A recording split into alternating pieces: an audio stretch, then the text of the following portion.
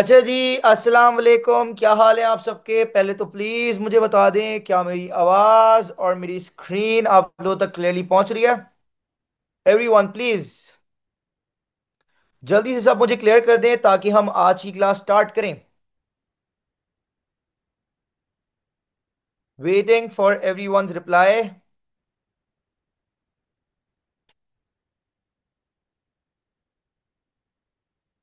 Okay, great, ठीक है।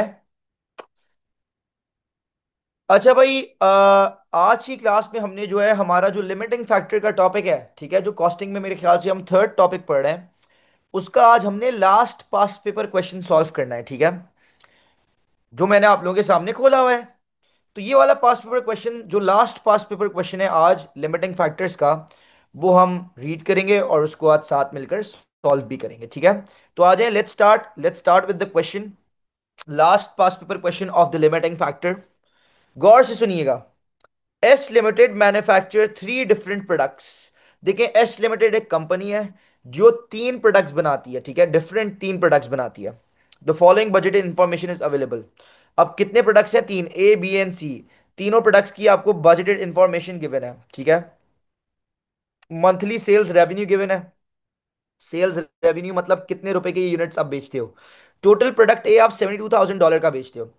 Total B, जो प्रोडक्ट बी है वो आप $27,000 का टोटल मिलाकर प्रोडक्ट बेचते हो। प्रोडक्ट सी कितने डॉलर्स का आप बेचते हो? $165,000 का आप बेचते हो, ठीक है। ये आपको सेल्स रेवेन्यू गिवन है। यूनिट्स इनटू सेलिंग प्राइस करके जो रेवेन्यू वाला अमाउंट आता है ना, वो गिवन है। अच्छा, अब गिवन है यूनिट कॉस्ट। यूनिट कॉस्ट मतलब पर यूनिट कॉस्ट, एक यूनिट की कॉस्ट। चाहिए। डायरेक्ट मटेरियल, क्या भाई? $6। ए का एक यूनिट बनाने में $6 का मटेरियल लगता है। बी का एक यूनिट बनाने में $9 का मटेरियल लगता है। प्रोडक्ट सी का एक यूनिट प्रोड्यूस करने में $3 का मटेरियल का खर्चा लगता है, ठीक है। एंड अब डायरेक्ट लेबर का पर यूनिट खर्चा। ए का एक यूनिट बनाने में जो डायरेक्ट लेबर का खर्चा आता है $2। प्रोडक्ट बी का एक यूनिट बनाने में जो डायरेक्ट लेबर का खर्चा आता है $7। और प्रोडक्ट सी का एक यूनिट बनाने का जो खर्चा आता है $8। इसी तरह वेरिएबल ओवरहेड्स पर यूनिट का भी आपको खर्चा दिया हुआ है। ए का एक यूनिट बनाने में 1 आता है खर्चा, बी का एक यूनिट बनाने में 2, सी का एक यूनिट प्रोड्यूस करने में $1 खर्चा आता है वेरिएबल ओवरहेड्स का पर यूनिट, ठीक है। अब आपको सेलिंग प्राइस पर यूनिट भी गिवन है। प्रोडक्ट ए का एक यूनिट आप कितने का सेल करते हो? $18 का। प्रोडक्ट बी का एक यूनिट 27 का सेल करते हो। और प्रोडक्ट सी का एक यूनिट आप 33 का सेल करते हो। यहां पर अगर मैं आपको बोलूं कि यार, क्या आप मुझे यूनिट्स बता सकते हो सेल्स के? क्या बता सकते हो?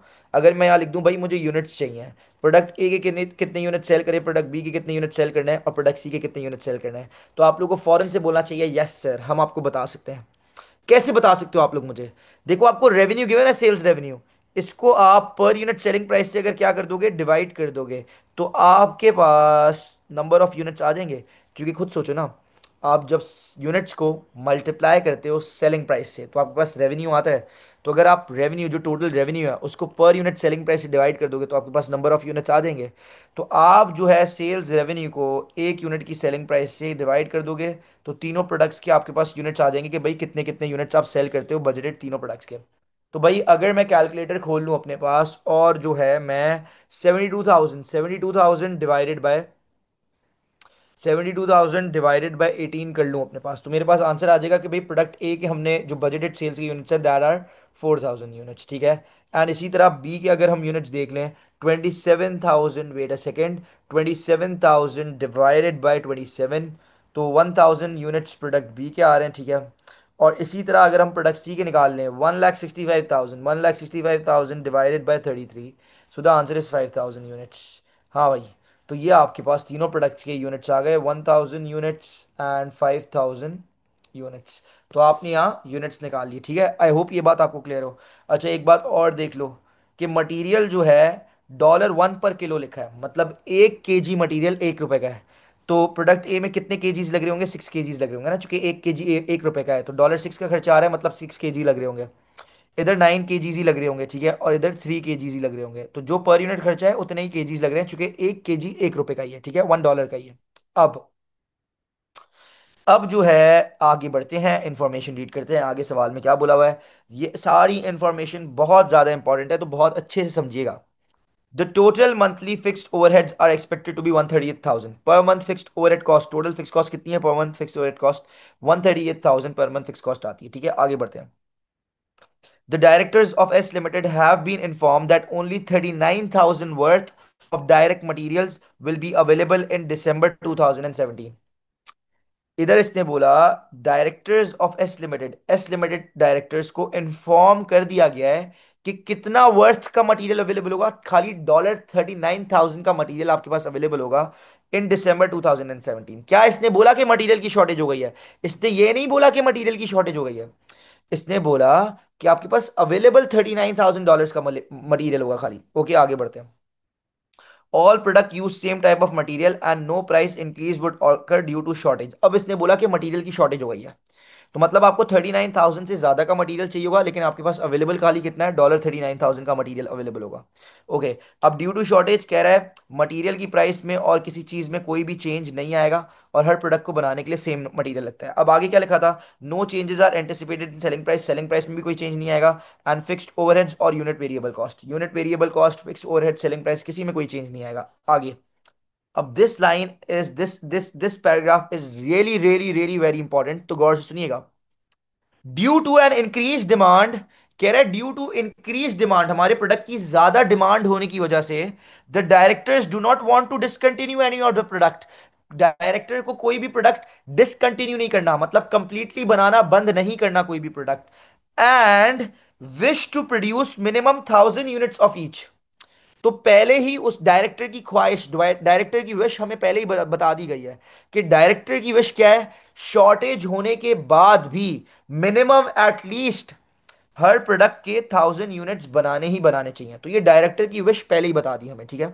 ओके, अब आ जाए जरा पार्ट ए रीड करते हैं। पार्ट ए हमसे क्या कह रहा है? Prepare a statement to show maximum budgeted profit the company will make in December 2017, taking into account the shortage in materials and minimum production requirement. क्या बोला हुआ है? Prepare a statement to show the maximum budgeted profit. Maximum profit company will make in December 2017. Shortage हो गई ना दिसंबर 2017 में, लेकिन आगे क्या लिखा है? Taking into account the shortage, shortage भी इन कंसिडरेशन लेनी है। And minimum production requirement, director की जो मिनिमम प्रोडक्शन रिक्वायरमेंट है वो भी फुलफिल करनी है। तो वो बेसिक नो, वो पूछ रहा है कि डायरेक्टर की विश भी फुलफिल होनी चाहिए और फिर आपने शॉर्टेज फॉलो करनी है, ठीक है। तो बेसिकली ये डायरेक्टर की ख्वाहिश के बाद वाला प्रॉफिट मांग रहा है। तो देखो, आपने बेसिकली क्या करना पड़ेगा? आपने जो है सबसे पहले, उसने देखो आपको ये बॉक्स बना कर दिया हुआ है, ये बॉक्स किसके लिए? रैंकिंग के लिए। आप रैंकिंग कर लोगे यहाँ पर। अब आप रैंकिंग के बाद तो डायरेक्टली प्रॉफिट नहीं निकाल सकते ना। अब ये जो इसने बॉक्स बना कर दिया हुआ है, ये आपको इसने प्रॉफिट निकालने के लिए बना कर दिया हुआ है, ठीक है। प्रॉफिट निकालने के लिए बॉक्स बना कर दिया हुआ है। अब आपको रैंकिंग तो यहाँ पर कर लोगे, फिर आपको ओपीपी बनाना पड़ेगा ना, क्योंकि यूनिट्स निकालने के लिए तो आपको ओपीपी बनाना पड़ता है। आप ओपीपी बनाओगे जिसमें आप पहले डायरेक्टर की विश फुलफिल करोगे, फिर रैंकिंग फॉलो करोगे, उस हिसाब से आप यूनिट्स कैलकुलेट करोगे। यूनिट्स आ जाएंगे, फिर उन यूनिट्स पे प्रॉफिट निकलेगा ना। तो आ जाए, मैं आपको कर दिखाता हूँ। पहले तो हम रैंकिंग कर लेते हैं। देखिए, कंट्रीब्यूशन पर यूनिट आप फॉरेन से निकाल सकते हो तीनों प्रोडक्ट की कंट्रीब्यूशन पर यूनिट। कैसे? देखो मेरी बात सुनो। आपको सवाल में सेलिंग प्राइस गिवन है, सेलिंग प्राइस में से, ये सेलिंग प्राइस है, इसमें से पर यूनिट वेरिएबल कॉस्ट आप माइनस कर दोगे तो आपके पास कंट्रीब्यूशन पर यूनिट आ जाएगी। तो सेलिंग प्राइस में से ये जो पर यूनिट तीनों वेरिएबल कॉस्ट हैं तीनों प्रोडक्ट्स के माइनस कर दें, you will get the contribution per unit of all the three products. तो मैं पहले प्रोडक्ट की कर लेता हूँ, प्लीज गौर से सुनिएगा।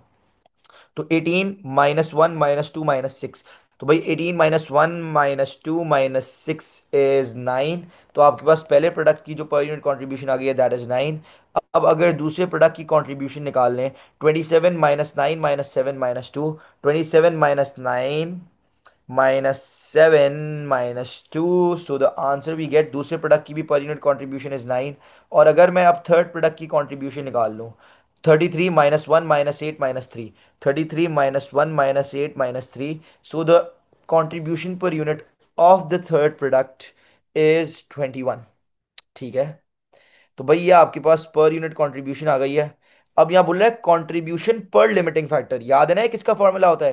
कंट्रीब्यूशन पर, मतलब contribution divided by limiting factor.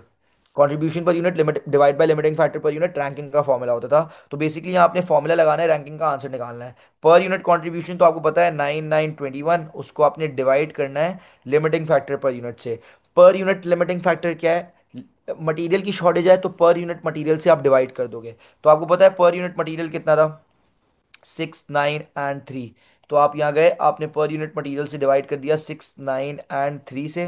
तो आपके पास रैंकिंग का आंसर आ गया। 9 divided by 9 is 1। 9 divided by 6 कितना आंसर आता है भाई? 1.5 यस। एंड सी का answer 21 divided by 3, the answer is कितना होता है? 7। ओके। तो अब देखो आपका जो फर्स्ट टॉप प्रियोरिटी आ रही है, आपकी फर्स्ट जो रैंकिंग में आ रहा है दैट इज प्रोडक्ट सी।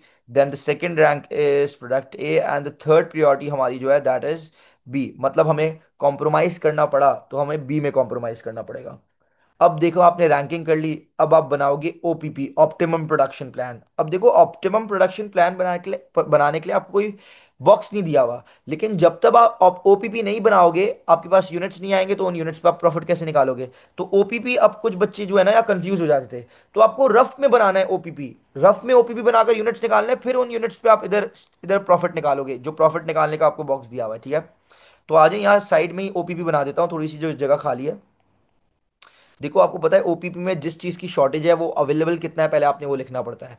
तो आपके पास मटेरियल की शॉर्टेज है, तो आप यहाँ लिख दोगे अवेलेबल मटेरियल, कि भाई आपके पास कितने का मटेरियल अवेलेबल है। तो आपके पास कितने का वर्थ का मटेरियल अवेलेबल था? $39,000 की वर्थ का मटेरियल अवेलेबल था। तो आप यहाँ है, आपने ले लिया $39,000 का मटेरियल अवेलेबल है। अब देखो उसने बोला हुआ था हमें जो प्रॉफिट कैलकुलेट करना है, उसने बोला है taking into account the shortage in material and minimum production requirement. मतलब डायरेक्टर की ख्वाहिश भी फुलफिल करनी है मिनिमम प्रोडक्शन वाली, और शॉर्टेज भी फॉलो करनी है। तो आपको पता है जब डायरेक्टर की ख्वाहिश पूरी करनी हो तो हम ओपीपी में सबसे पहले डायरेक्टर की फिश को फुलफिल करते हैं, फिर अगर हमारे पास मटेरियल बचेगा तो हम रैंकिंग की तरफ जाएंगे। ठीक है, तो डायरेक्टर की जो विश थी कि मिनिमम तीनों प्रोडक्ट्स के 1,000 यूनिट्स ईच बनने चाहिए ना। यस, 1,000 यूनिट्स तीनों प्रोडक्ट के मिनिमम बनने चाहिए। तो डायरेक्टर की ख्वाहिश को पहले आप विश को फुलफिल कर दो कि भाई तीनों प्रोडक्ट्स की 1,000 यूनिट्स बनाने में कितना मटेरियल यूज हो जाएगा, वो आप माइनस कर दो। ठीक है, तो A, product B and product C. A, B और सी का एक यूनिट बनाने में कितना मटेरियल लगता है हमें? 6, 9 एंड 3। तो आपने यहाँ ले लिया कितना? 6, 9 एंड 3, और सबको मल्टीप्लाई कर दिया 1,000 यूनिट से। तो आपको पता चल जाएगा कि भाई तीनों के 1,000 यूनिट्स बनाने में कितने रुपए का मटेरियल इस्तेमाल हो जाएगा। तो प्रोडक्ट ए के 1,000 यूनिट्स बनाने में 6,000 का मटेरियल इस्तेमाल हो गया, यूज हो गया। एंड प्रोडक्ट बी का 1,000 यूनिट्स बनाने में 9,000 का material use, and product C का बनाने में 3,000 का मटेरियल यूज हो गया। ठीक है, तो भाई अवेलेबल मटेरियल में से डायरेक्टर की विश अगर हम फुलफिल करते हैं तो इतना मटेरियल तो आपका क्या हो गया? यूज हो गया। तो ये आप सब माइनस कर दो। डायरेक्टर की विश फुलफिल करने के बाद कितना रिमेनिंग मटेरियल होगा वो आपको पता चल जाएगा। ठीक है, तो let's calculate. 39,000 -6,000 -9,000 -3,000। So the answer you get is 21,000। ठीक है, अब हमारे पास आ गया भाई रिमेनिंग मटेरियल। अब 21,000 का मटेरियल अब बचा हुआ है। देखो अब डायरेक्टर की विश फुलफिल हो गई। अब हम लोग रैंकिंग के हिसाब से जो बचा हुआ मटेरियल है रैंकिंग के हिसाब से यूनिट्स बना देंगे। तो भाई फर्स्ट रैंक पर आ रहा था, first priority was product C. अब देखो ऊपर जाते हैं, प्रोडक्ट सी के हम बनाते थे टोटल 5,000 यूनिट सेल करते ना। 1,000 बना लिए हैं, तो अब प्रोडक्ट सी के 4,000 और बनाने ना। 1,000 तो डायरेक्टर की विश फुलफिल करने के लिए बना दिए। तो भाई प्रोडक्ट सी का एक यूनिट बनाने में लगता है 3 का मटीरियल। तो आप गए प्रोडक्ट सी के जो अब आपने बनाने हैं, एक यूनिट बनाने में 3 का मटेरियल लगता है, और मल्टीप्लाइड बाय 4,000 यूनिट्स और बनाने हैं। तो 4,000 × 3 इज 12,000, मतलब आपका प्रोडक्ट सी पूरा बन जाएगा। ठीक है, अब प्रोडक्ट सी के पूरे और यूनिट्स बनाने के बाद अब आपके पास कितने का बच जाएगा मटेरियल?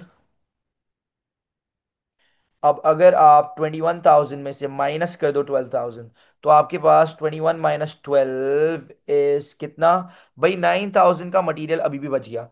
अब प्रोडक्ट सी के बाद रैंकिंग में सेकंड नंबर पर कौन आ रहा था? रैंकिंग पर जो सेकंड प्रायोरिटी हमारी थी, सेकंड रैंक पर आ रहा था ए।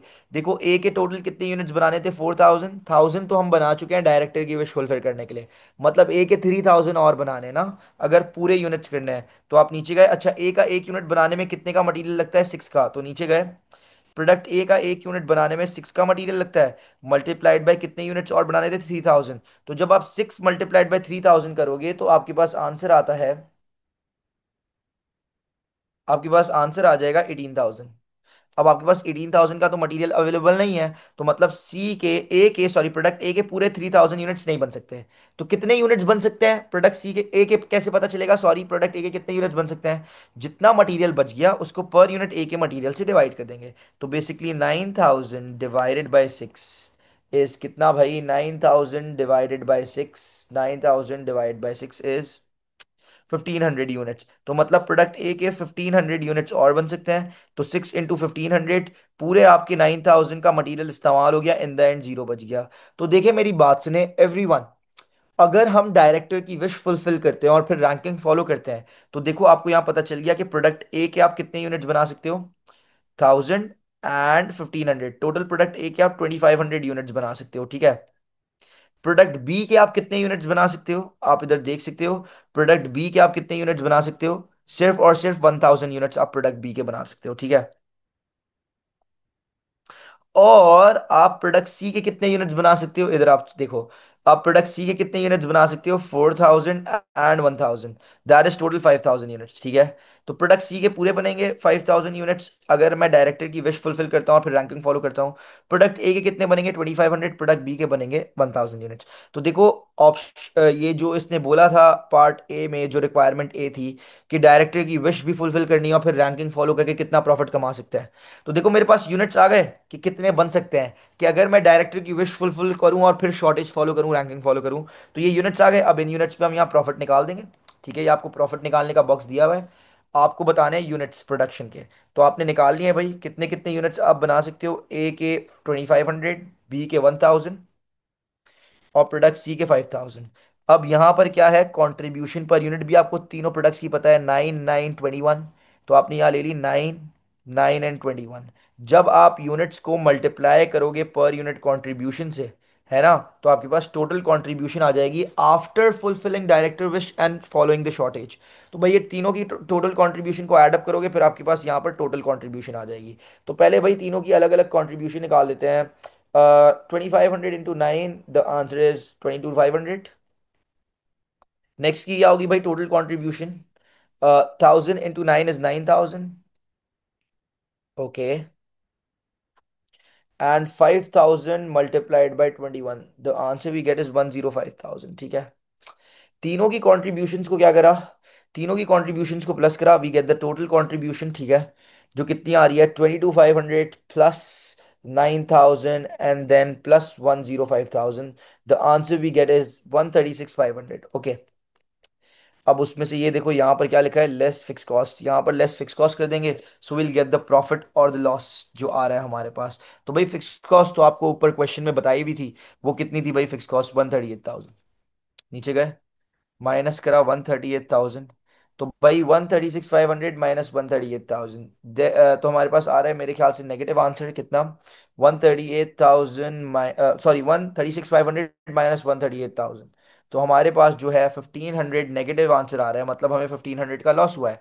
तो if I will fulfil the director wish, और उसके बाद अगर मैं रैंकिंग फॉलो करूंगा, शॉर्टेज फॉलो करूंगा, तो मुझे जो है लॉस हो रहा होगा 1,500 का, ठीक है।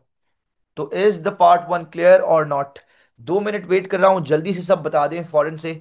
क्या आप लोगों को पार्ट वन 100% क्रिस्टल क्लियर है या नहीं clear? Every one please, waiting for the reply.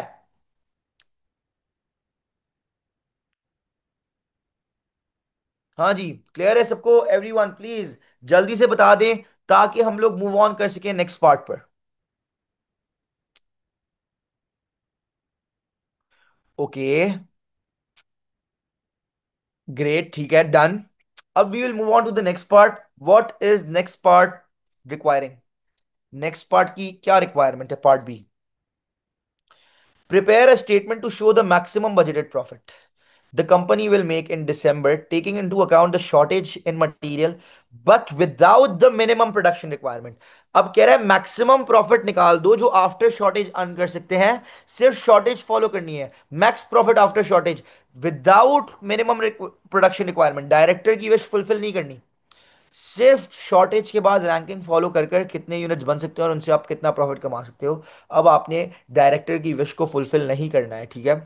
तो पहले वो पूछता था विदाउट फुलफिलिंग डायरेक्टर, की विश वाला प्रॉफिट, और बाद में पूछता था आफ्टर फुलफिलिंग डायरेक्टर की विश वाला प्रॉफिट। तो अब इसने उल्टा कर दिया, इस बार पहले डायरेक्टर की विश फुलफिल करने के बाद वाला प्रॉफिट पूछ लिया, अब उसके बाद कह रहा है कि भाई डायरेक्टर की विश फुलफिल नहीं करनी, सिर्फ शॉर्टेज फॉलो करनी है, कितना प्रॉफिट आ रहा है।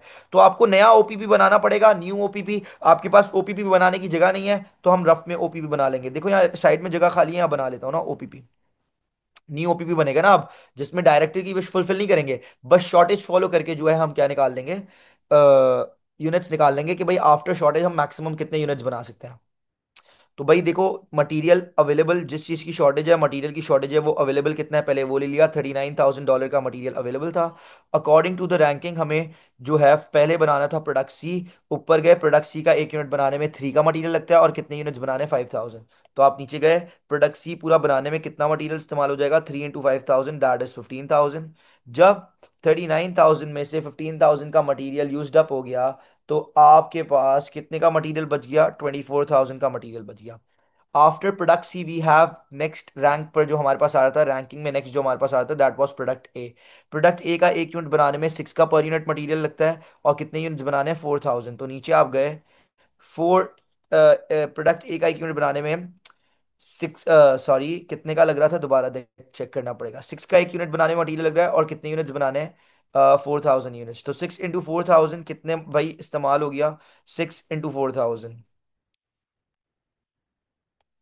तो भाई 6 × 4,000 कितना होता है, 4,000 × 6 वी गेट 24,000। मतलब अगर मैं डायरेक्टर की विश फुलफिल नहीं करता, तो देखो ना 24,000 पूरा इस्तेमाल हो गया, जीरो मटेरियल बच गया आपके पास।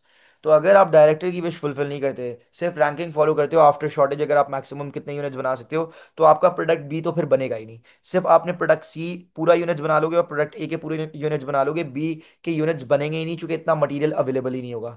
तो अब भाई ये यूनिट्स आ गए, इन यूनिट्स पे आप प्रॉफिट निकाल लो, maximum profit that you can earn after the shortage. तो भाई प्रोडक्ट ए के आप कितने यूनिट्स बना रहे होगे, पूरे यूनिट्स बना रहे होगे, that will be 4,000 units. And product B के जीरो यूनिट्स बनेंगे, प्रोडक्ट सी के कितने यूनिट्स बनेंगे, 5,000। मल्टीप्लाई कर देना इनकी कॉन्ट्रीब्यूशन से, तो आपके पास टोटल कॉन्ट्रीब्यूशन आ जाएगी, ठीक है, आफ्टर शॉर्टेज वाली एंड विदाउट फुलफिलिंग डायरेक्टर की ख्वाहिश वाली। तो दैट विल बी कितनी भाई, 4,000 × 9। कितना होता है 4,000 × 9, दैट इज 36,000। एंड उसके बाद we have 0 × 9 is 0, and then 5,000 multiplied by 21। 5,000 को 21 से मल्टीप्लाई करेंगे, 105,000 आ जाएगा। एड अप करेंगे, we will get the total contribution after shortage, that is 141,000। उसमें से आप फिक्स कॉस्ट माइनस करेंगे, आपको बताया हुआ था total fix cost for the month was 138,000। नीचे गए, आपने 138,000 माइनस करा, you will get what the profit और loss that you can earn after shortage only, ठीक है। तो 141 माइनस 138,000, द आंसर इज 3,000। तो अगर आप डायरेक्टर की विश फुलफिल करते हो, और फिर आप शॉर्टेज फॉलो करते हो, तो then you will make a loss of 1,500, okay. But अगर आप डायरेक्टर की विश फुलफिल नहीं करते, सिर्फ शॉर्टेज फॉलो करके मैक्सिमम प्रॉफिट कमाते हो, then you will earn a profit of 3,000, okay भाई। अब ये सीन था। अब आपको पता है क्या थ्योरी मांग रहा है इन द नेक्स्ट पार्ट, वो आ जाए। अच्छा पहले तो प्लीज मुझे बताएं, क्या पार्ट भी आप सबको 100% क्रिस्टल क्लियर है, यस और नो। एवरीवन प्लीज फटाफट बता दें फौरन। सबके रिप्लाई का वेट कर रहा हूं। If any one has any problem तो वो अभी पूछ सकता है, प्लीज यार। ओके ग्रेट, ठीक है। हाँ भाई सबको क्लियर है 100%। Okay great, let's move on to the next part. Part C हमसे क्या कह रहा है, advise the directors of S Limited whether or not they should produce a minimum 1,000 units of each product, justify your answer। तो देखो advice वाला question है, 1 mark will be for the advice. अब देखो इसमें एक ही दिया हुआ है ना कि क्या मिनिमम यूनिट्स प्रोड्यूस करने चाहिए या नहीं करने चाहिए। तो अब आपने क्या करना पड़ेगा, 3 एडवांटेजेस देने पड़ेंगे मिनिमम यूनिट्स प्रोड्यूस करने के, और 3 देने पड़ेंगे disadvantages to produce minimum units, ठीक है। और 1 मार्क एडवाइस का होगा, यस और नो, मिनिमम यूनिट्स प्रोड्यूस करने चाहिए या नहीं करने चाहिए, ठीक है। तो एक मार्क आपका एडवाइस का हो जाएगा कि यस मिनिमम यूनिट्स प्रोड्यूस करने चाहिए, या फिर नो मिनिमम यूनिट्स नहीं प्रोड्यूस करने चाहिए। अब देखो बोला हुआ है खाली मिनिमम यूनिट्स की बात की हुई है ना, तो अब आपको मिनिमम यूनिट्स प्रोड्यूस करने के three advantages, three disadvantages, three advantages, three disadvantages, 6 marks इसके हो गए एंड 1 मार्क विल बी तो फॉर द एडवाइस। तो देखो आप यहाँ पर जो आपका दिल करे आप वो एडवाइस दे सकते थे, यस और नो। आप सिर्फ एडवाइस देकर आ जाते, yes S limited should produce the minimum units 1000 units each, तो आपको 1 मार्क मिल जाता। आगे आप कुछ भी नहीं लिखते, कोई रीजन नहीं देते, तो भी 1 मार्क मिल जाता है एडवाइस का। तो जो दिल में आपको जो अच्छा लग रहा है वो एडवाइस दें। अब एडवांटेजेस क्या है मिनिमम यूनिट्स प्रोड्यूस करने के? देखो अगर आप मिनिमम यूनिट्स प्रोड्यूस करते हो तो आप ज़्यादा कस्टमर्स को सेटिस्फाई कर सकते हो ना, क्योंकि अगर आप मिनिमम यूनिट्स प्रोड्यूस नहीं करोगे तो आप प्रोडक्ट बी तो बना ही नहीं रहे, ठीक है? तो प्रोडक्ट बी के आपके सारे कस्टमर लूज हो जाएंगे। लेकिन अगर आप मिनिमम 1000 यूनिट्स प्रोड्यूस करते हो तो आप इसका एडवांटेज क्या है कि आप प्रोडक्ट बी भी बना रहे हो और आप ज़्यादा कस्टमर्स को सेटिस्फाई कर पा रहे हो, ठीक है? वरना क्या होता, आपके पास प्रोडक्ट बी के कस्टमर लूज हो जाते, ठीक है? और अब मेरी बात सुनो। अब देखो अगर इसने क्या बोला था, इन दिसंबर शॉर्टेज है, अगर ये शॉर्टेज शॉर्ट टर्म है, ठीक है, तो आप लॉस बर्दाश्त कर लो। बड़ा मिनिमल सा लॉस है ना, खाली 1500 का लॉस है, ये लॉस आप बर्दाश्त कर लो 1500 का। लेकिन इससे क्या हुआ, लॉन्ग टर्म में आपके कस्टमर लूज नहीं होंगे, आपके पास प्रोडक्ट बी के भी कस्टमर रहेंगे, ठीक है? अगर प्रोडक्ट बी के कस्टमर लूज हो जाते हैं तो देखो कभी कभार प्रोडक्ट कनेक्टेड भी होता है ना, प्रोडक्ट कनेक्टेड होते हैं। जैसे कि अगर प्रोडक्ट बी के कस्टमर्स चले गए कहीं और, तो हो सकता है वो कस्टमर्स ए और प्रोडक्ट सी भी खरीद रहे हो, तो फिर वो ए और सी भी कहीं और से खरीदेंगे, तो आपके ए और सी के भी प्रोडक्ट्स में क्या आ सकता है, सेल्स में फॉल आ सकता है, ठीक है? तो अगर आप मिनिमम रिक्वायरमेंट पूरी करोगे तो मोर कस्टमर्स सेटिस्फाई होंगे और आपके जो हैं कम कस्टमर्स कॉम्पिटिटर के पास जाएंगे, ठीक है? और यस लेकिन ये है कि आपको लॉस हो रहा है, तो लॉस हो रहा है ये डिसएडवांटेज हो गया, ठीक है? लेकिन देखो आप मोर कस्टमर्स को सेटिस्फाई कर रहे होगे, लेकिन फिर भी आपको कुछ कस्टमर लूज करने पड़ेंगे, ठीक है, क्योंकि आपको दूसरे प्रोडक्ट्स में भी कॉम्प्रोमाइज करना पड़ रहा है और प्रोडक्ट्स डिपेंडेंट हो सकते हैं, ठीक है? तो ये एक और डिसएडवांटेज हो गया, ठीक है? और क्या हो सकते हैं एडवांटेजेस? अब देखो ना, आप सारी यूनिट्स प्रोड्यूस कर रहे हो, ठीक है, तो आपके पास रिसोर्सेज वेस्ट होने का चांस कम होगा ना, ठीक है? क्योंकि देखो मटेरियल तो आपका फुली यूटिलाइज हो रहा है। अब बाकी जो रिसोर्सेज हैं, जैसे कि आपको जो है मटेरियल के अलावा लेबर चाहिए होता है। जब आप सारे प्रोडक्ट्स प्रोड्यूस करोगे तो आपका लेबर किसी प्रोडक्ट का वेस्ट नहीं होगा ना, तो आपकी लेस आइडियल रिसोर्सेज होंगी, ये भी एक एडवांटेज हो सकता है, ठीक है? और क्या एडवांटेज हो सकता है, लॉन्ग टर्म में आपका फायदा है कि आपके कस्टमर्स ज़्यादा लूज नहीं होंगे, ठीक है? और अगर अच्छा जी, ऑल यूनिट्स, हर प्रोडक्ट आप बना रहे होगे, अगर आप मिनिमम 1000 यूनिट्स प्रोड्यूस करते हो, ठीक है, all types of product will be produce, ये भी एक एडवांटेज है। लेकिन डिसएडवांटेजेस क्या हो सकते हैं कि भाई आपको लॉस हो रहा है, ठीक है, लॉस हो रहा है। अगर ये शॉर्टेज लॉन्ग टर्म है तो फिर आपको हर मंथ लॉस बेयर करना पड़ेगा, दैट इज़ नॉट गुड, ठीक है? और क्या डिसएडवांटेजेस हैं कि भाई कस्टमर तो फिर भी थोड़ा बहुत लूज होगा, क्योंकि प्रोडक्ट ए में भी तो कॉम्प्रोमाइज कर रहे हो ना, आप प्रोडक्ट ए के भी पूरे यूनिट्स नहीं बन पा रहे थे ना अगर आप मिनिमम यूनिट्स बनाते हो, तो कुछ कस्टमर आपके पास लूज लूज होगा। और डिपेंडेंट प्रोडक्ट भी होते हैं कभी कभार कि भाई जो प्रोडक्ट ए का कस्टमर लूज हो रहा है, हो सकता है वो बाकी प्रोडक्ट्स भी आप कहीं और से खरीदे, क्योंकि आप पूरे प्रोडक्ट ए नहीं बना पा रहे, तो थोड़ा बहुत कस्टमर तो आपका लूज होगा, ठीक है? और क्या डिसएडवांटेज हो सकता है, ठीक है? आ जाए जरा, आपको इसकी मार्किंग स्कीम भी रीड करवाता हूँ ना, ठीक है? लेट्स आए जरा इस तो देखें, ये आप देख सकते हैं कि हमारा जो है बिल्कुल पार्ट ए का प्रॉफिट बिल्कुल ठीक आया है, पार्ट बी का भी प्रॉफिट बिल्कुल ठीक आया है। अब ये देखें, यहाँ भी लिखा हुआ है 3 mark for advantages, 3 mark for disadvantages and 1 mark for decision. ये आपको देखें भाई क्या है, सारे जो है एडवांटेजेस दिए हुए हैं। जल्दी से एक बार ये सारे एडवांटेजेस रीड करें, और ये जो है डिसएडवांटेजेस भी दिए हुए हैं, ठीक है? तो ये आप एडवांटेजेस एंड डिसएडवांटेजेस रीड कर सकते हैं। अगर इसमें से कोई पॉइंट आपको नहीं समझ आ रहा तो प्लीज मुझे बताएं। अच्छा देखिए, हमेशा अब बच्चे बोलते हैं सर हमारे दिमाग में कोई एडवांटेज या डिसएडवांटेज आया जो इधर मार्किंग स्कीम में नहीं लिखा हुआ, तो सर क्या वो हम लिख कर आ सकते हैं? यस, अगर कोई ऐसा एडवांटेज या डिसएडवांटेज है दैट इज लॉजिकली करेक्ट, लेकिन वो मार्किंग स्कीम में मेंशन नहीं है, फिर भी आप उसको लिख कर आ सकते हो, वो आपको मार्क देगा। हमेशा अदर वैलिड रीजंस भी वो एक्सेप्ट करता है, जो मार्किंग स्कीम में मेंशन नहीं है लेकिन वो वैलिड है, लॉजिकली करेक्ट है, तो उस पर भी वो आपको मार्क देगा, ठीक है? तो जल्दी से 1-2 मिनट लें, सारे advantages and disadvantages of producing a minimum 1000 units वाले रीड करें।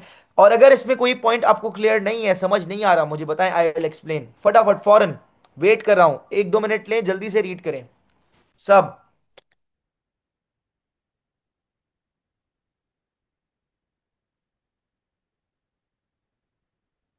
हाँ जी। अगर रीड कर लिया हो तो एक बार चैट पर क्लियर लिखें, ताकि एक दो पार्ट्स हैं उसको भी हम आंसर करें जल्दी से।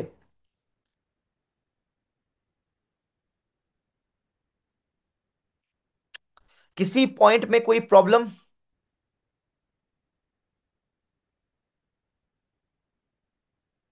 Okay great. हाँ भाई, सबका रिप्लाई चाहिए। सारे पॉइंट्स रीड करें। अगर कोई पॉइंट नहीं समझ आ रहा तो प्लीज बताएं।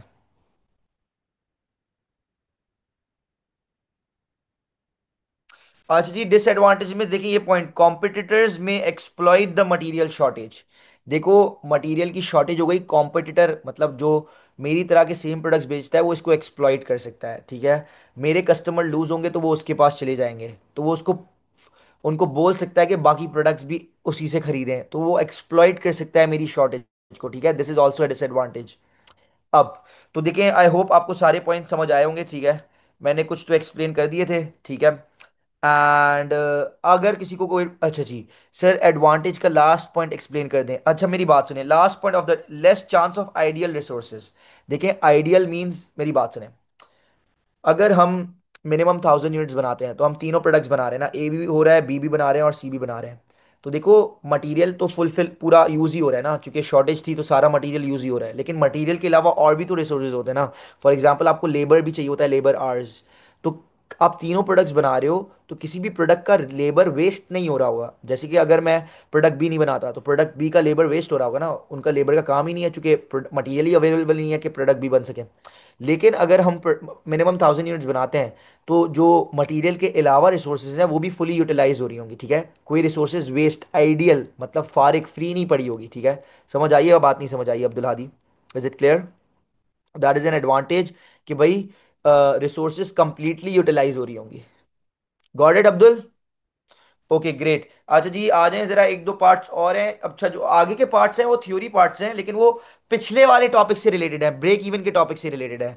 भाई define the term margin of safety. भाई याद है मार्जिन ऑफ सेफ्टी की डेफिनेशन क्या होती थी? Margin of safety is the difference between, is the difference between the, margin of safety is the difference between the total sales and and the break even point, and the break even, ठीक है। तो ये margin of safety की definition लिखनी थी, आपको 2 marks मिल जाते हैं। अच्छा, explain the usefulness. Usefulness means importance. Margin of safety की इंपॉर्टेंस एक्सप्लेन कर दें, explain the usefulness of margin of safety. याद करें, मैंने आपको लास्ट टॉपिक में बताया था ना ब्रेक इवन में, कि भाई मार्जिन ऑफ सेफ्टी की इंपॉर्टेंस क्या है, why is it important for the business. देखो, मार्जिन ऑफ सेफ्टी की इंपॉर्टेंस ये होती है कि मार्जिन ऑफ सेफ्टी बिजनेस को बता रहा होता है कि बिजनेस अपनी सेल्स कितने से डिक्रीज कर सकती है, नॉट मेकिंग अ लॉस। क्योंकि देखो, अगर आपको मैं थोड़ा सा रिवाइंड पुराने टॉपिक पे लेकर जाऊं, एक थ्रोबैक आपको दूं, कि भाई मार्जिन ऑफ सेफ्टी क्या बताता था, कि मैंने आपको एग्जांपल दिया था, मैक्सिमम आप 10,000 यूनिट्स बेच सकते हो। फिर आपने ब्रेक इवन यूनिट्स निकाला, वो 4,000 आ रहा है। मतलब 4,000 यूनिट्स बेचोगे, लॉस सारा कवर हो गया, नो प्रॉफिट नो लॉस। अब ऊपर के जितने भी यूनिट्स हैं मैक्सिमम तक, वो आपसे सेफ्टी वाले यूनिट्स है ना। तो भाई 10,000 में से ब्रेक इवन यूनिट्स रहा 4,000 यूनिट्स, 6,000 यूनिट्स आपके सेफ्टी वाले यूनिट्स हैं। तो ये आपको क्या बता रहा है, बिजनेस को क्या बता रहा है, कि भाई 6,000 से अगर हम अपनी सेल्स गिरा भी दें, 6,000 से सेल्स कम होकर 4,000 यूनिट्स पर आ जाएं, तो भी मसला नहीं है, बिकॉज 4,000 पे भी हमारा सारा लॉस कवर हो रहा है, ब्रेक इवन पॉइंट है 4,000। तो ये margin of safety in units या मार्जिन ऑफ सेफ्टी बिजनेस को बता रहा होता है कि बिजनेस अपनी सेल्स कितने से डिक्रीज कर सकता है, नॉट मेकिंग अ लॉस। तो इसका इंपॉर्टेंस क्या है? इट टेल्स द बिजनेस, क्या भाई? It tells the business, it tells the business by how much it can decrease its sales, not making a loss। अच्छा भाई, और भी आप बता सकते हो, देखो ये इंपॉर्टेंट क्यों है बिजनेस के लिए। ये आपको सेफ्टी वाला रीजन बता रहा है ना, सारे प्रॉफिट्स वाले यूनिट्स। देखो, 4,000 यूनिट्स बेचे, नो प्रॉफिट नो लॉस। अब उसके ऊपर जितने भी यूनिट्स हैं वो सारे आपके क्या होंगे? प्रॉफिट वाले यूनिट्स रिप्रेजेंट होंगे। तो it represents the profit safety units, ठीक है, कि भाई सारे यूनिट्स जो हमारे प्रॉफिट में जाते रहेंगे वो वाले यूनिट्स आपको बता रहा है। तो ये भी आप लिख सकते हो। वेट, इसकी भी आपको मार्किंग स्कीम रीड कराता हूँ, just give me a minute. देखो आप नीचे जाओ, वहीं चलते हैं। तो सबसे पहले तो देखो भाई, मार्जिन ऑफ सेफ्टी की definition, it is the difference between the sales volume, total sales, and the break even point. तो देखो 2 मार्क्स आपको मिल गए। अब देखो इसने क्या बोला, बताया हुआ है, margin of safety provides an assessment of risk. ये बिजनेस को रिस्क, बिजनेस के रिस्क के बारे में बताता है ना, कि भाई 4,000 यूनिट्स में ब्रेक इवन हो गया। अब ऊपर वाले सारे क्या है, मेरे सेफ्टी वाले यूनिट्स हैं, उनमें मुझे कोई रिस्क नहीं है, ठीक है। By indicating the extent to which expected output can fall, by how much the output can, sales can fall before the loss is made, ठीक है। तो ये बिजनेस के रिस्क के बारे में बताता है, क्यों रिस्क, बिजनेस का रिस्क कितना है, और क्यों क्यों बताता है रिस्क के बारे में, क्योंकि ये इंडिकेट करता है कि by how much business can decrease its sales not making a loss, ठीक है। और क्या बात आप बता सकते थे, it shows the ability to withstand adverse trading conditions. देखो एडवर्स, एडवर्स मतलब बुरी कंडीशंस में भी, ट्रेडिंग कंडीशंस जब आपकी बुरी हैं तब भी कितने यूनिट्स तक आप विथ स्टैंड कर सकते हो। देखो 6,000 यूनिट्स तक आप सेल फॉल कर सकते हो, उससे ज्यादा आपकी सेल्स नहीं गिरनी चाहिए, वरना आपको लॉस होगा ना, क्योंकि 4,000 यूनिट्स पे ब्रेक इवन है, उससे नीचे चले गए तो लॉस वाले यूनिट्स आ जाएंगे। तो यही बात इसने यहाँ लिखी हुई है। तो हम यहाँ पर क्या लिख सकते थे भाई, हमने क्या लिख दिया, it tells the business by how much it can decrease it sales not making a loss. और इसके अलावा, ठीक है, हम बता सकते थे, ठीक है, कि at how much units,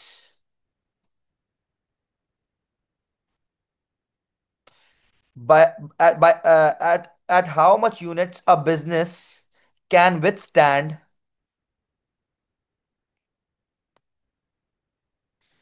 can withstand in adverse trading conditions। कि भाई एडवर्स मींस बुरी, नॉट गुड ट्रेडिंग कंडीशंस में भी कितने यूनिट्स पर एक बिजनेस विथस्टैंड कर सकता है, ये हमें बता रहा होता है, ठीक है। तो अब ये 1-2 पॉइंट्स हम ये देते तो हमें यहाँ पर 4 मार्क्स पूरे मिल जाते, ठीक है। तो पहले तो प्लीज मुझे बता दें, क्या आप लोगों को ये पार्ट्स क्लियर थे? अच्छा, ये वाले जो पार्ट्स थे ये लास्ट वाले टॉपिक से रिलेटेड थे ना, मार्जिन ऑफ सेफ्टी हमने ब्रेक इवन के टॉपिक में पढ़ा था, ठीक है। तो आई होप आप लोगों को ये पार्ट क्लियर हो। एनीवन एनी प्रॉब्लम, प्लीज जल्दी से मुझे बता दें। वेटिंग फॉर एवरीवन्स रिप्लाई, जल्दी से मुझे बता दें ताकि हम जो है, बस, ये आज लिमिटिंग फैक्टर के टॉपिक्स का लास्ट पास पेपर क्वेश्चन था, ठीक है। मैंने आपको टोटल लिमिटिंग फैक्टर के 3 पास पेपर क्वेश्चंस कराए हैं, ठीक है, टोटल 3 पास पेपर क्वेश्चंस। पहला ब्लू स्काईज लिमिटेड वाला, फिर एबीजी लिमिटेड वाला, और आज जो कराया एस लिमिटेड वाला, ठीक है। अब आज मैं टॉपिकल क्वेश्चंस की पीडीएफ अपलोड कर दूंगा इंशाल्लाह, लिमिटिंग फैक्टर के जो क्वेश्चंस हैं जो आपने खुद अपनी प्रैक्टिस के लिए करने होंगे, ठीक है। तो वो मैं आज अपलोड कर दूंगा ग्रुप पे, ठीक है। अगर आप लोगों को ये पूरा क्वेश्चन क्लियर है तो आज की क्लास हम लोग यहीं तक रखेंगे, and we'll meet in the next class, ठीक है। तो अगर सबको हर चीज़ क्लियर है तो आप लोग क्लास लीव कर सकते हैं। थैंक यू, अल्लाह हाफिज, ख्याल रखें सब अपना। और अगर किसी को कोई प्रॉब्लम है तो आई एम हेयर, वो मुझसे पूछ सकता है। एवरीवन प्लीज जल्दी से बता दें, क्लियर है? ओके जी, ग्रेट, ठीक है।